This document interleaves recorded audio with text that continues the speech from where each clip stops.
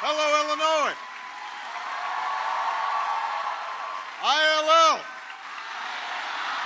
ILL. ILL. Okay. Just checking to see if you're awake. Please have a seat, everybody. It is good to be home.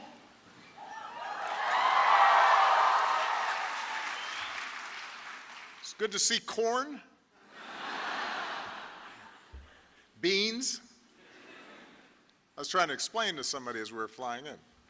That's corn. That's beans. They were very impressed at my agricultural knowledge. Please give it up for Amari once again for that outstanding introduction.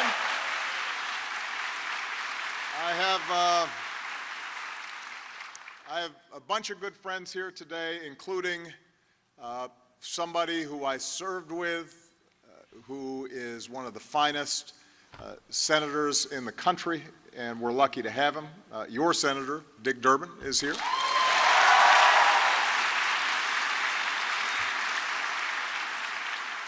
I also noticed, by the way, former Governor Edgar here, who I haven't seen in a long time, and somehow he has not aged, and I have. It is great to see you, Governor. I want to thank President Killeen and everybody at the U of I system for making it possible for me to be here today, and I am deeply honored at the Paul Douglas Award that is being given to me.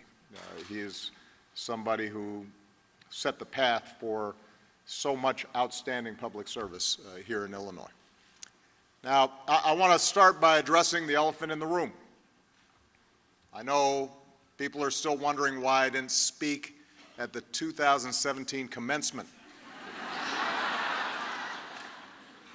The student body president sent a very thoughtful invitation. Students made a spiffy video, and when I declined, I hear there was speculation that I was boycotting campus until Antonio's Pizza reopened. So I want to be clear. I did not take sides in that late-night food debate. The truth is, after 8 years in the White House, I needed to spend some time one-on-one with Michelle if I wanted to stay married. And she says hello, by the way. I also wanted to spend some quality time with my daughters, who were suddenly young women on their way out the door. And I should add, by the way, now that I have a daughter in college, I can tell all the students here, your parents suffer. They cry privately. It is brutal. So please call, send a text.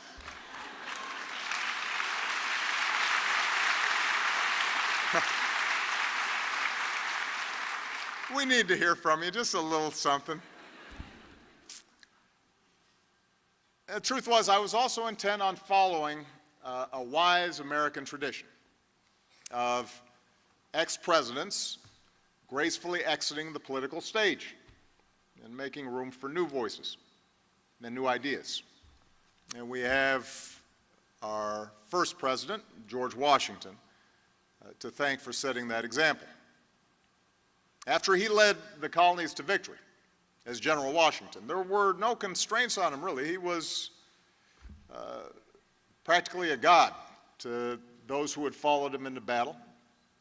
There was no constitution. There were no democratic norms that guided what he should or could do. And he could have made himself all-powerful. He could have made himself potentially president for life. And instead, he resigned as commander-in-chief and moved back to his country as state. And 6 years later, he was elected president. But after 2 terms, he resigned again and rode off into the sunset. And the point Washington made, the point that is essential to American democracy, is that in a government of and by and for the people, there should be no permanent ruling class. There are only citizens who, through their elected and temporary representatives, determine our course and determine our character. I'm here today because this is one of those pivotal moments when every one of us, as citizens of the United States, need to determine just who it is that we are, just what it is that we stand for. And as a fellow citizen, not as an ex-president, but as a fellow citizen, I'm here to deliver a simple message, and that is that you need to vote because our democracy depends on it.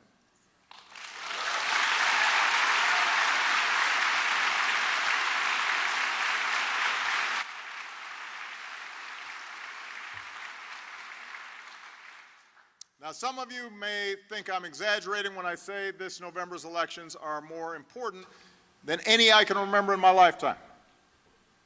And I know politicians say that all the time. I have been guilty of saying it a few times, particularly when I was on the ballot. But just a glance at recent headlines should tell you that this moment really is different. The stakes really are higher. The consequences of any of us sitting on the sidelines are more dire. And it's not as if we haven't had big elections before or big choices to make in our history. The fact is, democracy has never been easy, and our founding fathers argued about everything. We waged a civil war. We overcame depression. We've lurched from eras of great progressive change to periods of retrenchment. Still, most Americans alive today, certainly the students who are here, have operated under some common assumptions about who we are and what we stand for. Out of the turmoil of the Industrial Revolution and the Great Depression, America adapted a new economy, a 20th century economy, guiding our free market with regulations to protect health and safety and fair competition, empowering workers with union movements, investing in science and infrastructure and educational institutions like U of I, strengthening our system of primary and secondary education, and stitching together a social safety net. And all of this led to unrivaled prosperity and the rise of a broad and deep middle class, in the sense that if you worked hard, you could climb the ladder of success. Now, not everyone was included in this prosperity. There was a lot more work to do. And so, in response to the stain of slavery and segregation and the reality of racial discrimination, the civil rights movement not only opened new doors for African Americans, but also opened up the floodgates of opportunity for women and Americans with disabilities and LGBT Americans, others to make their own claims to full and equal citizenship. And although discrimination remained a pernicious force in our society and continues to this day, and although there are controversies about how to best ensure genuine equality of opportunity, there's been at least rough agreement among the overwhelming majority of Americans that our country is strongest when everybody's treated fairly,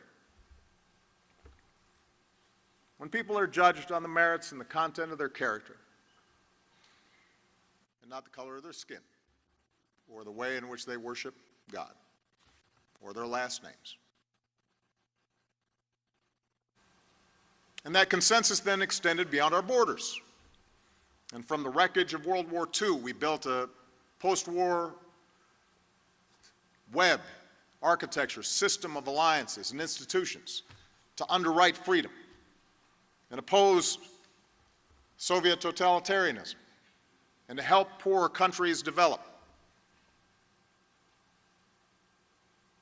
And American leadership across the globe wasn't perfect.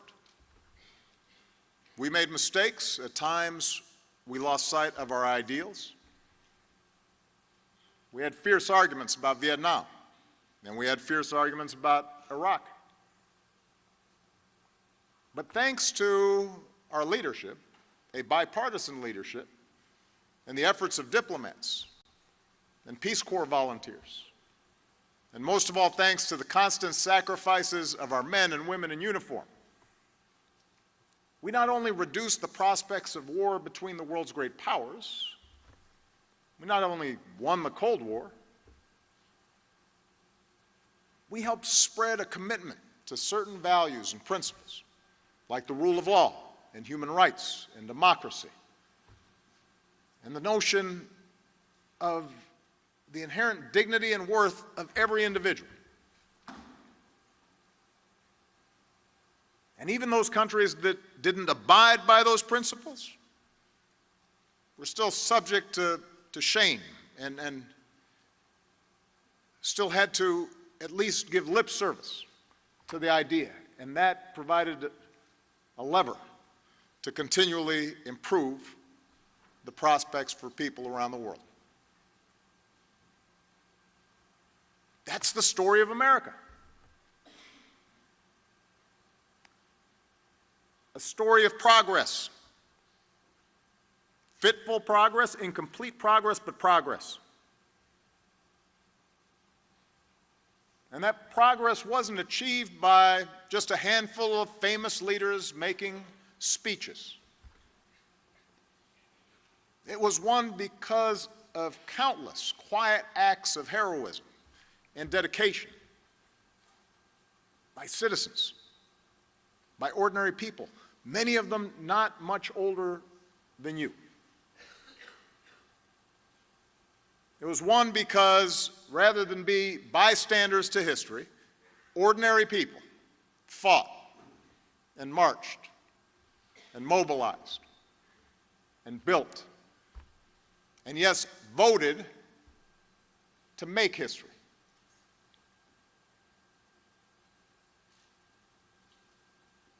Of course, there's always been another, darker aspect to America's story.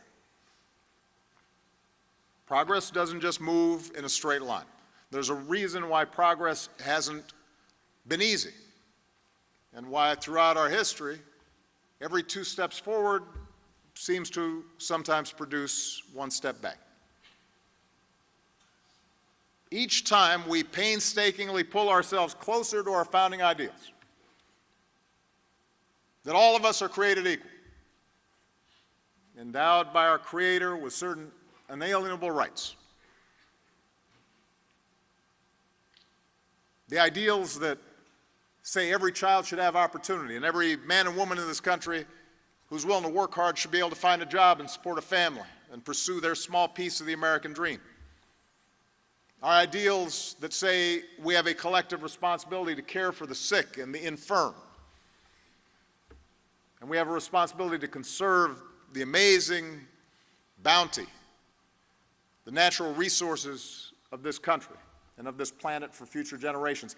Each time we've gotten closer to those ideals, somebody somewhere has pushed back. The status quo pushes back. Sometimes the backlash comes from people who are genuinely, if wrongly, fearful of change. More often it's manufactured by the powerful and the privileged who want to keep us divided and keep us angry and keep us cynical because that helps them maintain the status quo and keep their power and keep their privilege. And you happen to be coming of age during one of those moments. It did not start with Donald Trump. He is a symptom, not the cause.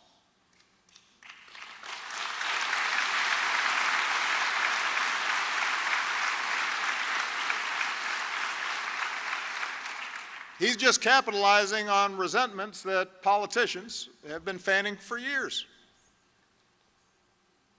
A fear and anger that's rooted in our past, but it's also born out of the enormous upheavals that have taken place in your brief lifetimes. And by the way, it is brief. When I heard Amari was 11 when I got elected, and now he's like started a company. That was yesterday. But think about it. Yeah, you've come of age in a smaller, more connected world where demographic shifts and the winds of change have scrambled not only traditional economic arrangements, but our social arrangements and our religious commitments and our civic institutions. Most of you don't remember a time before 9/11 when you didn't have to take off your shoes at an airport. Most of you don't remember a time when America wasn't at war, or when money and images and information could travel instantly around the globe, or when the climate wasn't changing faster than our efforts to address it. And this change has happened fast, faster than any time in human history. And it created a new economy that has unleashed incredible prosperity. But it's also upended people's lives in profound ways.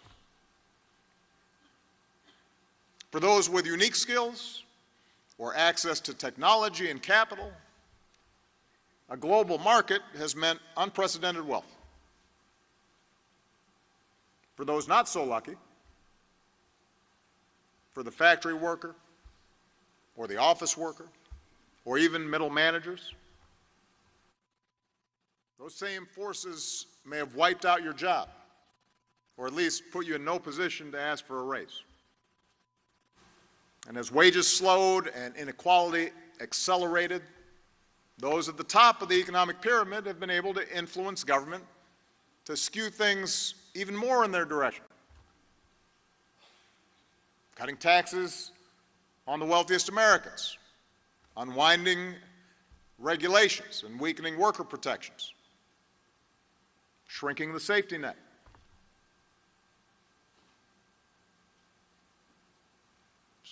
So you have come of age during a time of growing inequality, a fracturing of economic opportunity. And that growing economic divide compounded other divisions in our country: regional, racial, religious, cultural. It made it harder to build consensus on issues.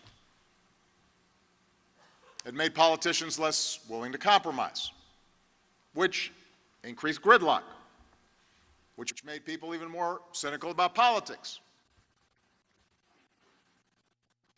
And then the reckless behavior of financial elites triggered a massive financial crisis.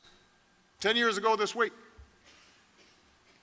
a crisis that resulted in the worst recession in any of our lifetimes and caused years of hardship for the American people. For many of your parents, for many of your families. Most of you weren't old enough to fully focus on what was going on at the time. But when I came into office in 2009, we were losing 800,000 jobs a month. 800,000. Millions of people were losing their homes. Many were worried we were entering into a second Great Depression. So we worked hard to end that crisis, but also to break some of these longer-term trends. And the actions we took during that crisis returned the economy to healthy growth and initiated the longest streak of job creation on record. And we covered another 20 million Americans with health insurance, and we cut our deficits by more than half, partly by making sure that people like me, who've been given such amazing opportunities by this country, pay our fair share of taxes to help folks coming up behind them.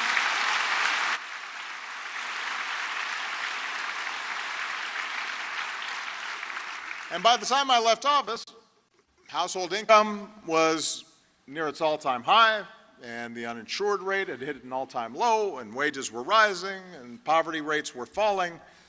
I mention all this just so when you hear how great the economy is doing right now, let's just remember when this recovery started.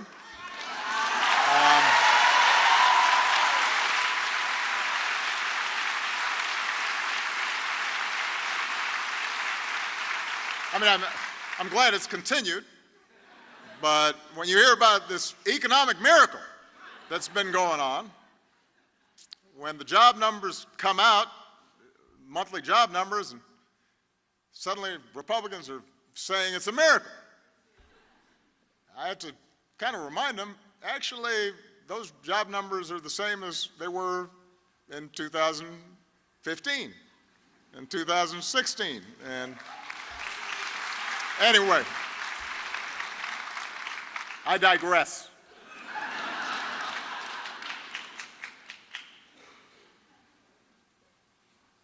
So we made progress, but, and this is the truth, my administration couldn't reverse 40-year trends in only 8 years, especially once Republicans took over the House of Representatives in 2010 and decided to block everything we did, even things they used to support. So we pulled the economy out of crisis, but to this day, too many people who once felt solidly middle class still feel very real and very personal economic insecurity. Even though we took out bin Laden and wound down the wars in Iraq and our combat role in Afghanistan and got Iran to halt its nuclear program, the world's still full of threats and disorder that come streaming through people's televisions every single day. And these challenges get people worried, and it frays our civic trust.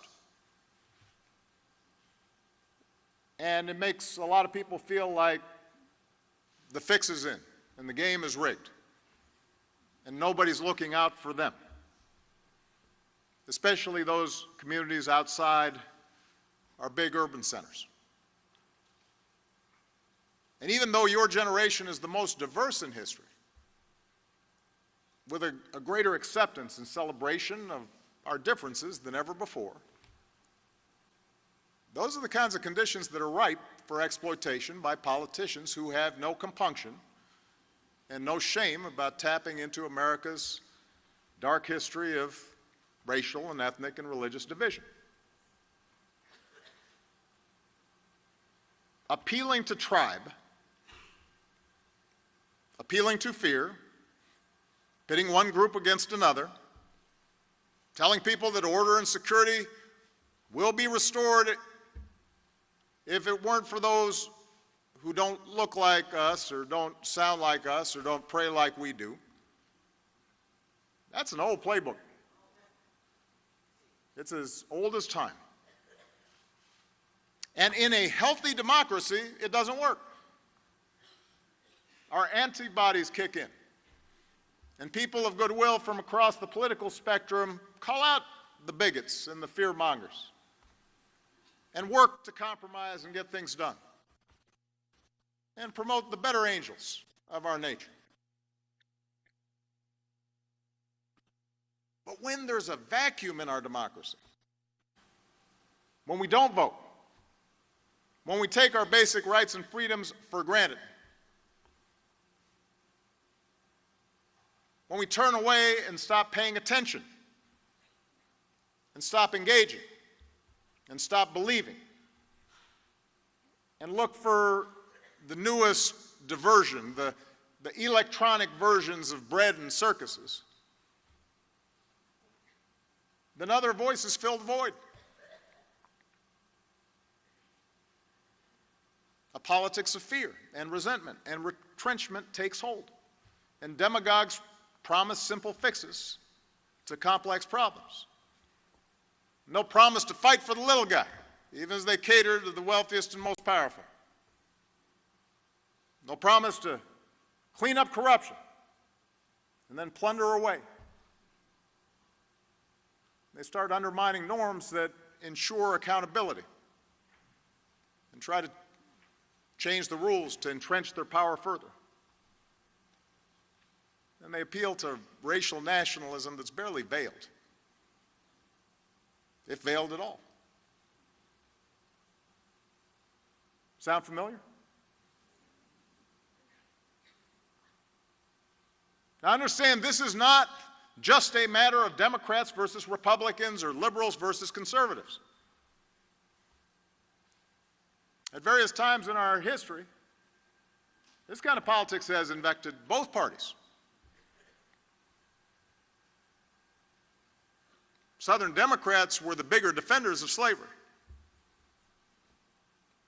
It took a Republican president, Abraham Lincoln, to end it.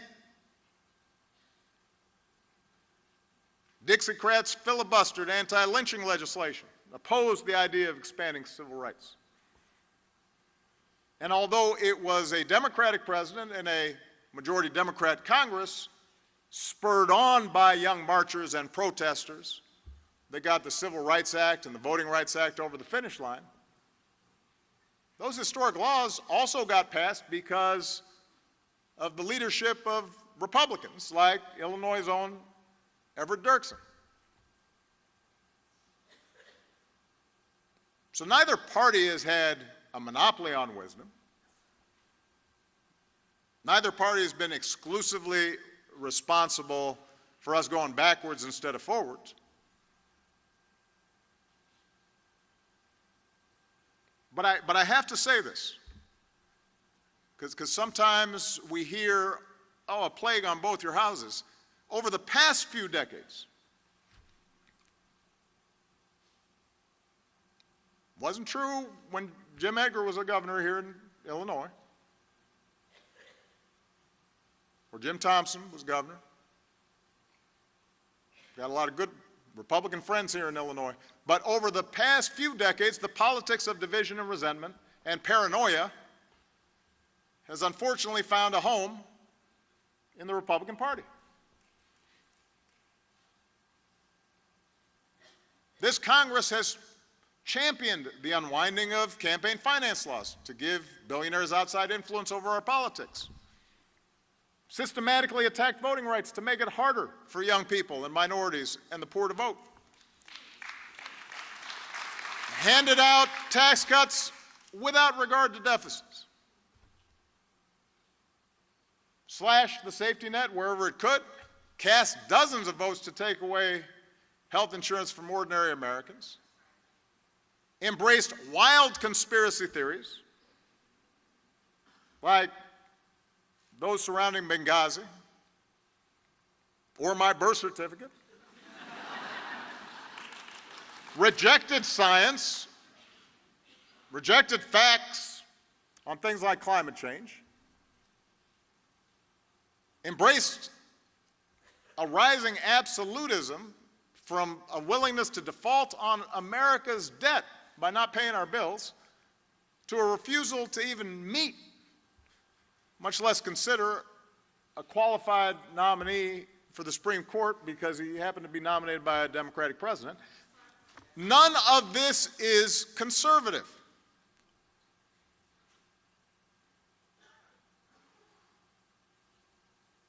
I don't mean to pretend I I'm channeling Abraham Lincoln now, but that's not what he had in mind, I think, when he helped form the Republican Party. It's not conservative. It sure isn't normal. It's radical. It's a vision that says the protection of our power and those who back us is all that matters, even when it hurts the country. It's a vision that says the few who can afford high-priced lobbyists and unlimited campaign contributions set the agenda. And over the past 2 years, this vision is now nearing its logical conclusion. So that with Republicans in control of Congress and the White House, without any checks or balances whatsoever, they've provided another $1.5 trillion in tax cuts to people like me who I promise don't need it and don't even pretend to pay for them. It's supposed to be the party supposedly of fiscal conservatism. Suddenly, deficits do not matter. Even though just 2 years ago, when the deficit was lower, they said, I couldn't afford to help working families or seniors on Medicare because the deficit was an existential crisis. What changed? What changed?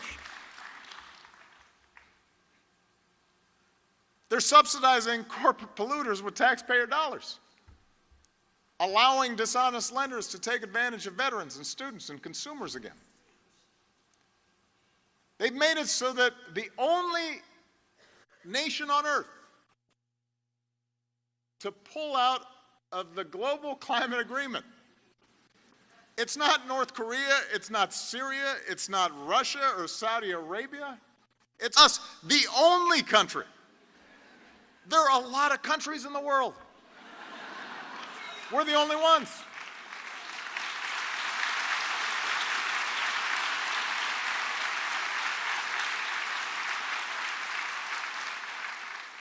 They're undermining our alliances, cozying up to Russia. What happened to the Republican Party? Its central organizing principle in foreign policy was the fight against communism, and now they're cozying up to the former head of the KGB, actively blocking legislation that would defend our elections from Russian attack. What happened? Their sabotage of the Affordable Care Act has already cost more than 3 million Americans their health insurance. And if they're still in power next fall, you better believe they're coming at it again. They've said so.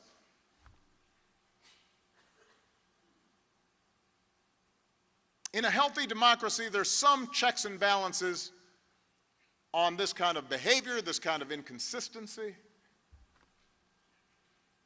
But right now, there's nothing. Republicans who know better in Congress, and they're there, they're quoted saying, yeah, we know this is kind of crazy,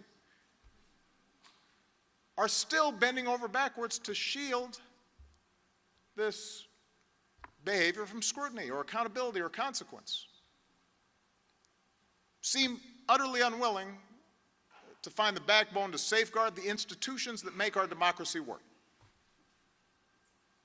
And by the way, the claim that everything will turn out okay because there are people inside the White House who secretly aren't following the president's orders, that is not a check. I'm being serious here. That's not how our democracy is supposed to work. These people aren't elected. They're not accountable. They're not doing us a service by actively promoting 90% of the crazy stuff that's coming out of this White House and then saying, don't worry, we're preventing the other 10%. That's not how things are supposed to work. This is not normal. So these are extraordinary times, and they're dangerous times. But here's the good news.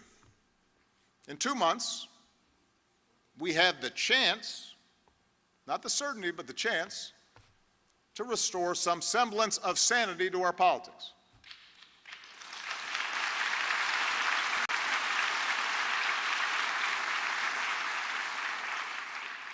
Because there is actually only one real check on bad policy and abuses of power, and that's you. You and your vote.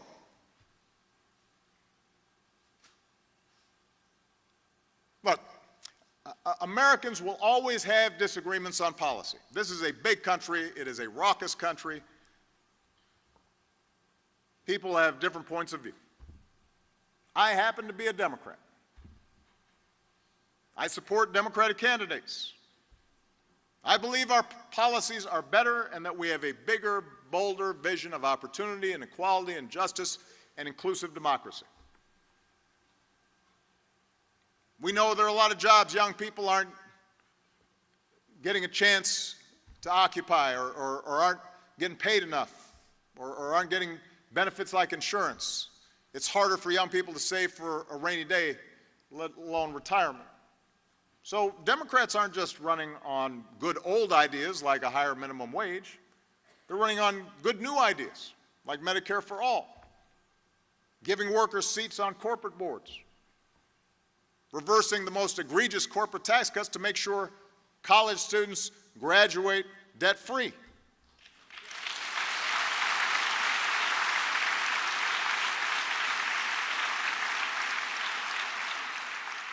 We know that people are tired of toxic corruption and that democracy depends on transparency and accountability. So Democrats aren't just running on good old ideas like requiring presidential candidates to release their tax returns and barring lobbyists from making campaign contributions, but on good new ideas like barring lobbyists from getting paid by foreign governments.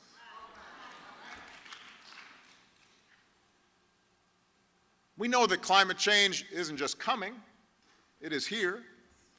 So Democrats aren't just running on good old ideas like increasing gas mileage in our cars, which I did and which Republicans are trying to reverse, but on good new ideas like putting a price on carbon pollution. We know that in a smaller, more connected world, we can't just put technology back in a box. We can't just put walls up all around America. Walls don't keep out threats like terrorism or disease.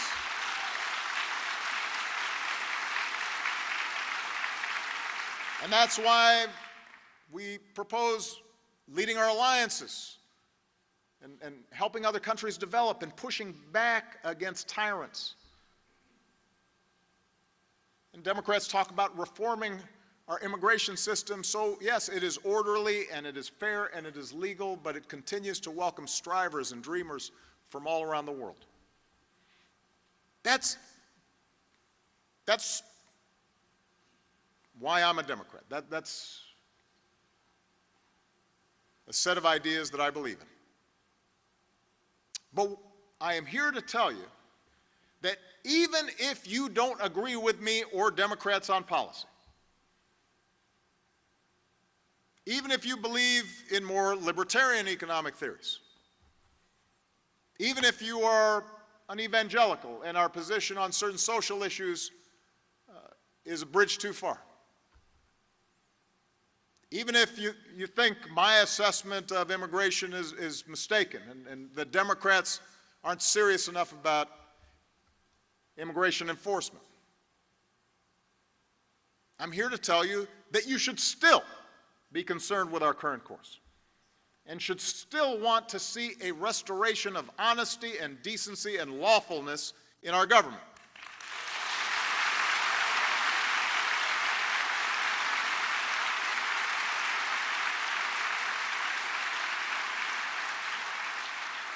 It should not be Democratic or Republican. It should not be a partisan issue to say that we do not pressure the Attorney General or the FBI to use the criminal justice system as a cudgel to punish our political opponents.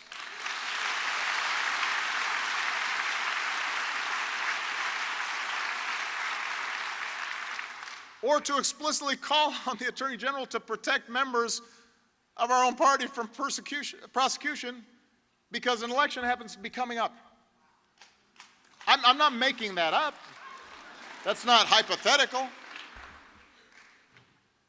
It shouldn't be Democratic or Republican to say that we don't threaten the freedom of the press because they say things or publish stories we don't like.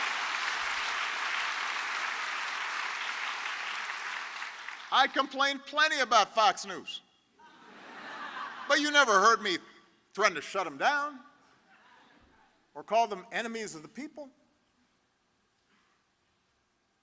It shouldn't be Democratic or Republican to say we don't target certain groups of people based on what they look like or how they pray. We are Americans. We're supposed to stand up to bullies, not follow them. We're supposed to stand up to discrimination. And we're sure as heck supposed to stand up clearly and unequivocally to Nazi sympathizers.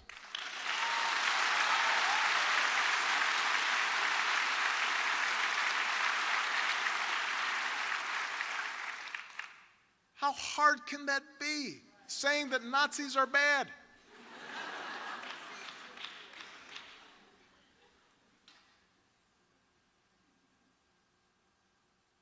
I'll be honest. Sometimes I get into arguments with progressive friends about what the current political movement requires.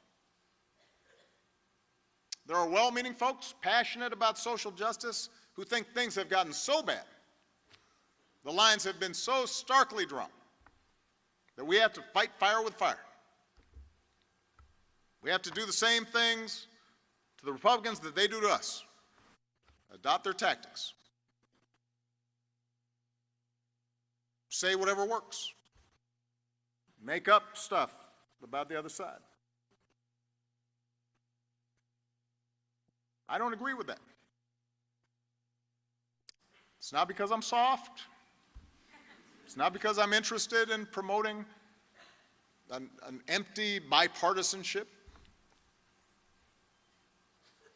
I don't agree with it because eroding our civic institutions and our civic trust, and making people angrier and yelling at each other and making people cynical about government, that always works better for those who don't believe in the power of collective action. You don't need an effective government or a robust press or reasoned debate to work when all you're concerned about is maintaining power.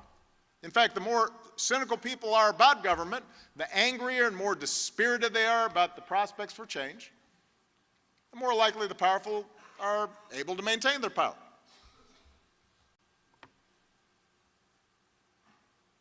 But we believe that in order to move this country forward, to actually solve problems and make people's lives better, we need a well-functioning government. We need our civic institutions to work. We need cooperation among people of different political persuasions. And to make that work, we have to restore our faith in democracy. We have to bring people together, not tear them apart.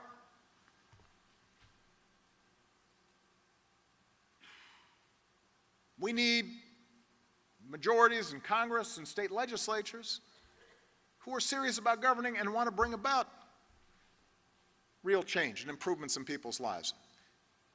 And we won't win people over by calling them names or dismissing entire chunks of the country as racist or sexist or homophobic.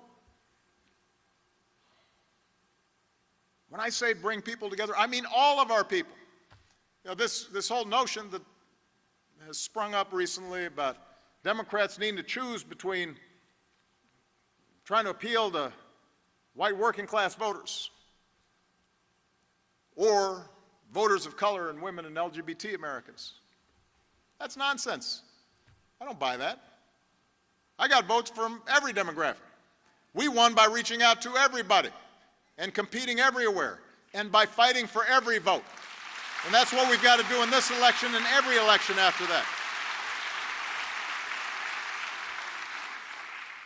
And we can't do that if we immediately disregard what others have to say from the start because they're not like us, because they're white or they're black or they're a man or a woman or they're gay or they're straight. If we think that somehow there's no way they can understand how I'm feeling and therefore don't have any standing to speak on certain matters because we're only defined by certain characteristics. That doesn't work if you want a healthy democracy. We can't do that if we traffic in absolutes when it comes to policy. You know, to make democracy work, we have to be able to get inside the reality of people who are different, have different experiences, come from different backgrounds. We have to engage them even when it is frustrating. We have to listen to them, even when we don't like what they have to say. We have to hope that we can change their minds, and we have to remain open to them changing ours. And that doesn't mean, by the way, abandoning our principles or caving to bad policy in the interests of maintaining some phony version of civility. That seems to be, by the way, the definition of civility offered by too many congressional Republicans right now. We will be polite so long as we get 100% of what we want and you don't call us out on the various ways that we're sticking it to people. And we'll click our tongues and issue vague statements of disappointment when the president does something outrageous, but we won't really actually do anything about it. That's not civility. That's abdicating your responsibilities. But again, I digress. Making democracy work means holding on to our principles, having clarity about our principles, and then having the confidence to get in the arena and have a serious debate. And it also means appreciating that progress does not happen all at once, but when you put your shoulder to the wheel, if you're willing to fight for it, things do get better. And let me tell you something, particularly young people here. Better is good. I used to have to tell my young staff this all the time in the White House. Better is good. That's the history of progress in this country. Not perfect, better. The Civil Rights Act didn't end racism, but it made things better. Social Security didn't eliminate all poverty for seniors, but it made things better for millions of people. Do not let people tell you the fight's not worth it because you won't get everything that you want.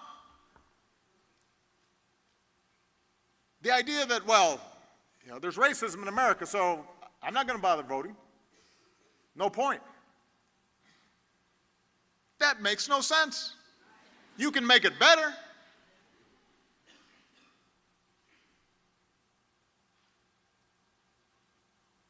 Better's always worth fighting for. That's how our founders expected this system of self-government to work. That through the testing of ideas and the application of reason and evidence and proof, we could sort through our differences and nobody would get exactly what they wanted, but it would be possible to find a basis for common ground.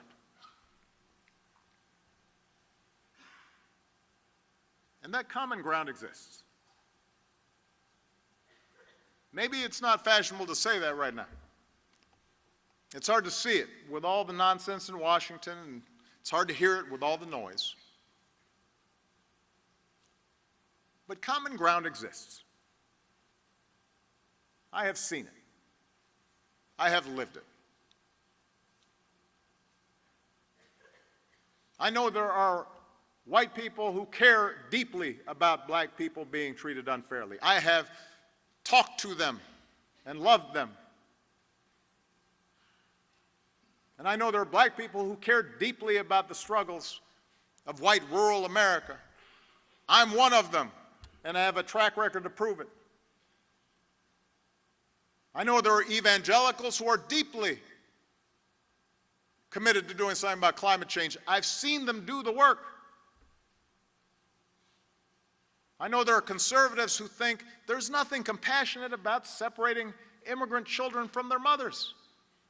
I know there are Republicans who believe government should only perform a few minimal functions, but that one of those functions should be making sure nearly 3,000 Americans don't die in a hurricane and its aftermath.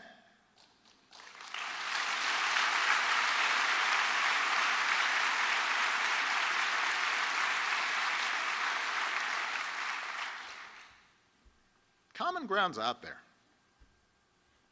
I see it every day. Just how people interact, how people treat each other. You see it on the ball field. You see it at work.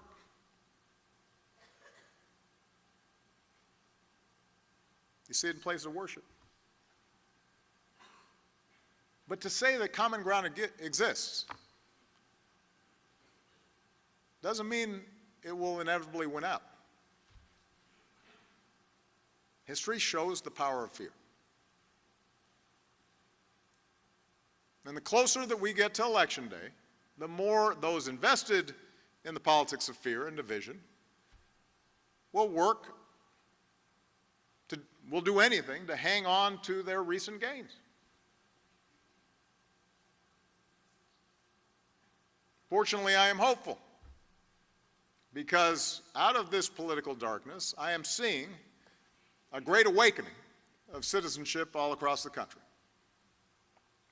I cannot tell you how encouraged I've been by watching so many people get involved for the first time, or the first time in a long time.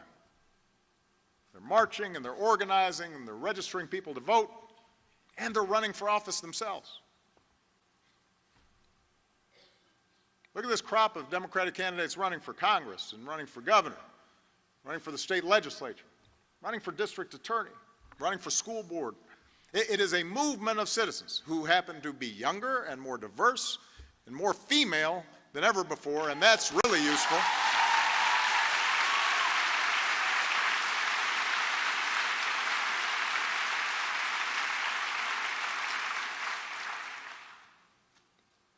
We need more women in charge.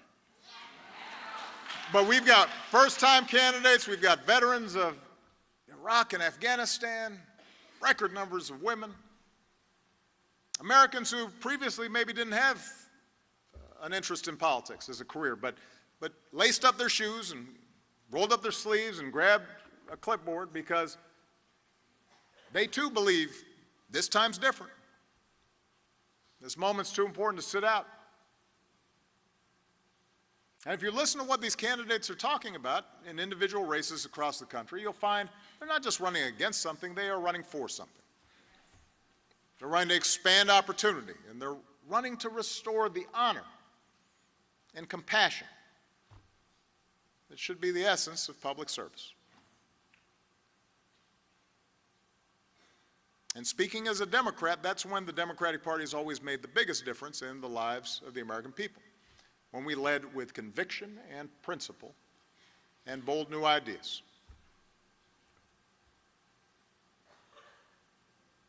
The antidote to a government controlled by a powerful few, a government that divides, is a government by the organized, energized, inclusive many. That's what this moment's about. That has to be the answer. You cannot sit back and wait for a savior. You can't opt out because you don't feel sufficiently inspired by this or that particular candidate.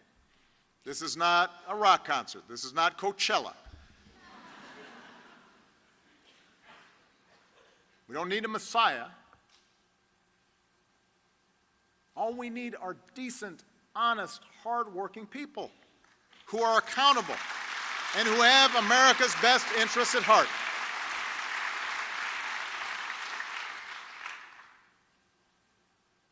And they'll step up, and they'll join our government, and they will make things better if they have support. One election will not fix everything that needs to be fixed, but it will be a start. And you have to start it. What's going to fix our democracy is you.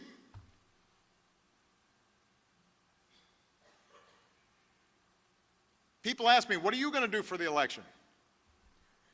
Now the question is, what are you going to do? You're the antidote. Your participation and your spirit and your determination. Not just in this election, but in every subsequent election and in the days between elections. Because in the end, the threat to our democracy doesn't just come from Donald Trump or the current batch of Republicans in Congress or the Koch brothers and their lobbyists or too much compromise from Democrats or Russian hacking.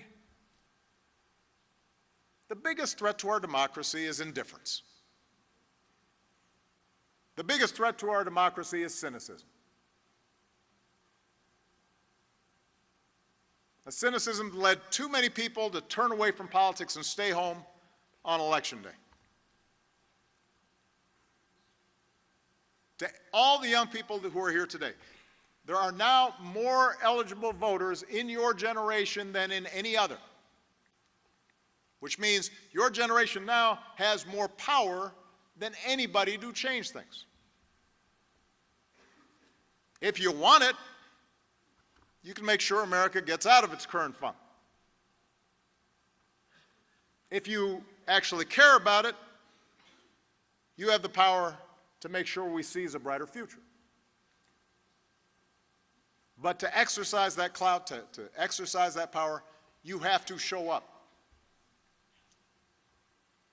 In the last midterms election, in 2014, fewer than 1 in 5 young people voted. 1 in 5. Not 2 in 5. Or 3 in 5. 1 in 5. Is it any wonder this Congress doesn't reflect your values and your priorities? Are you surprised by that? This whole project of self-government only works if everybody's doing their part. Don't tell me your vote doesn't matter. I've won states in the presidential election because of 5, 10, 20 votes per precinct. And if you thought elections don't matter, I hope these last 2 years have corrected that impression.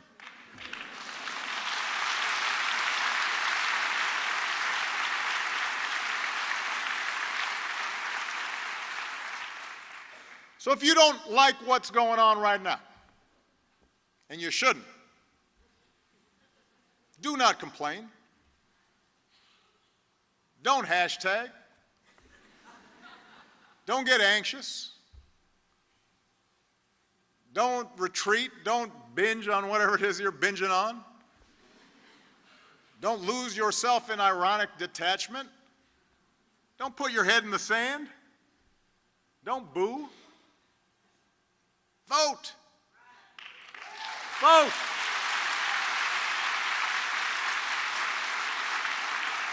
If you are really concerned about how the criminal justice system treats African Americans, the best way to protest is to vote. Not just for senators and representatives, but for mayors and sheriffs and state legislators.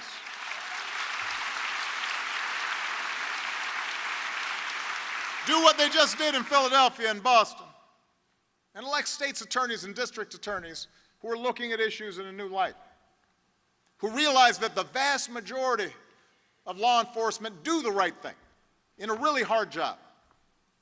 And we just need to make sure all of them do. If you're tired of politicians who offer nothing but thoughts and prayers after a mass shooting, you've got to do what the Parkland kids are doing. Some of them aren't even eligible to vote yet. They're out there working to change minds and registering people.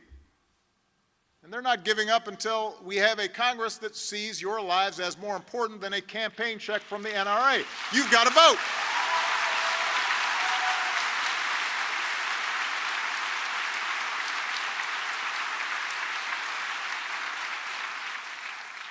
If you support the Me Too movement, you're outraged by stories of sexual harassment and assault, inspired by the women who shared them. You've got to do more than retweet a hashtag. You've got to vote. Part of the reason women are more vulnerable in the workplace is because not enough women are bosses in the workplace. Which is why we need to strengthen and enforce laws that protect women in the workplace, not just from harassment, but from discrimination in hiring and promotion, and not getting paid the same amount for doing the same work. That requires laws. Laws get passed by legislators. You've got to vote. When you vote, you've got the power to make it easier to afford college and harder to shoot up a school. When you vote, you've got the power to make sure a family keeps its health insurance. You could save somebody's life. When you vote, you've got the power to make sure white nationalists don't feel emboldened to march with their hoods off or their hoods on in Charlottesville in the middle of the day.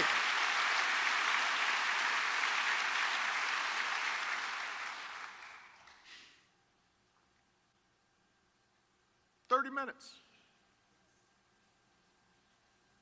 30 minutes of your time. Is democracy worth that?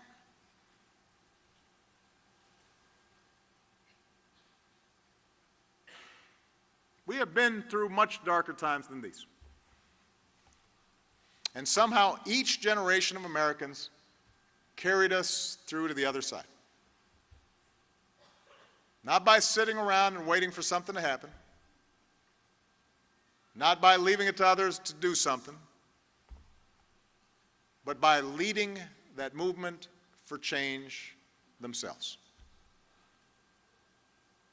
And if you do that, if you get involved and you get engaged and you knock on some doors and you talk with your friends and you argue with your family members and you change some minds and you vote, something powerful happens. Change happens. Hope happens. Not perfection. Not every bit of cruelty and sadness and poverty and disease suddenly stricken from the earth. There'll still be problems, but with each new candidate that surprises you with a victory that you supported, a spark of hope happens. With each new law that helps a kid read or helps a homeless family find shelter or helps a veteran get the support he or she has earned. Each time that happens, hope happens. With each new step we take in the direction of fairness and justice and equality and opportunity, hope spreads. And that can be the legacy of your generation. You can be the generation that at a critical moment stood up and reminded us just how precious this experiment in democracy really is. Just how powerful it can be when we fight for it, when we believe in it. I believe in you. I believe you will help lead us in the right direction, and I will be right there with you every step of the way. Thank you, Illinois. God bless you. God bless this country we love. Thank you.